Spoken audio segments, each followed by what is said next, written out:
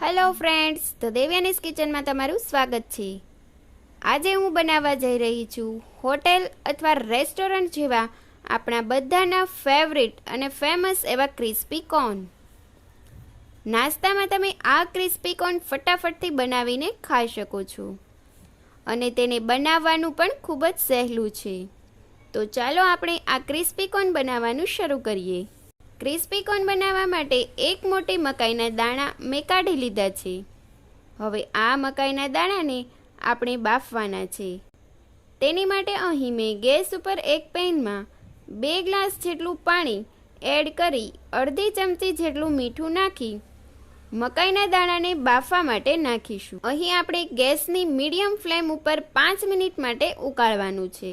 મોટા ભાગે sweet corn American મકાઈના જ બને છે, પરંતુ જો તમારી પાસે અમેરિકન મકાઈ ના હોય તો તમે દેશી મકાઈ પણ લઈ શકો છો।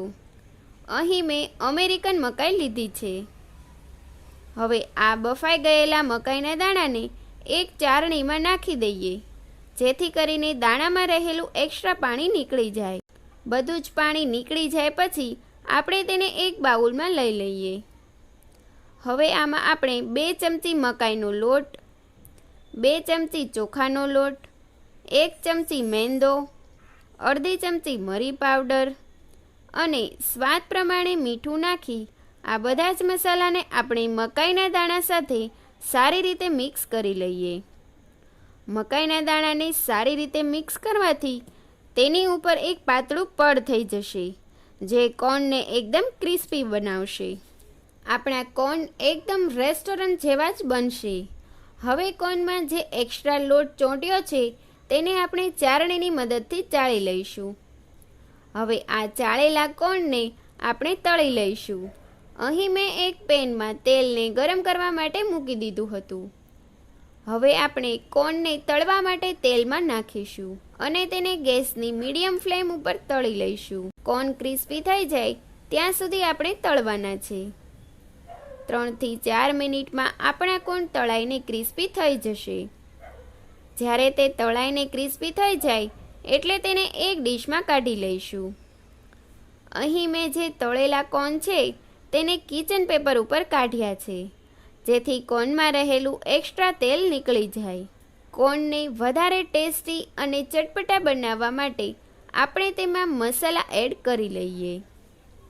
તેની માટે અહીં અડધી ચમચી લાલ મરચું પાવડર, અડધી ચમચી ધાણા જીરું પાવડર, અડધી ચમચી ચાટ મસાલો, સ્વાદ પ્રમાણે મીઠું અને 1/4 ચમચી જેટલો આમચૂર પાવડર નાખીને બધા જ મસાલાને કોર્નની સાથે સારી રીતે મિક્સ કરી લઈએ। હવે તેમાં 1 નંગ ઝીણી સમારેલી ડુંગળી, 1 ચમચી જેટલું ઝીણું કાપેલું કેપ્સિકમ અને લીલા ધાણા નાખીને સારી રીતે મિક્સ કરી લઈએ। તો રેડી છે આપણા એકદમ ચટપટા ટેસ્ટી ચટાકેદાર ક્રિસ્પી કરારા કોર્ન। તો તમે આ ક્રિસ્પી કોર્નને ઘરે એકવાર જરૂર બનાવજો। બાળકોને તો આવું ચટપટું ખૂબ જ ભાવતું હોય છે। જો તમને ચીઝ ભાવતું હોય તો કોર્નમાં તમે ચીઝ નાખીને ચીઝ ક્રિસ્પી કોર્ન પણ બનાવી શકો છો અને બટર પણ નાખી શકો છો।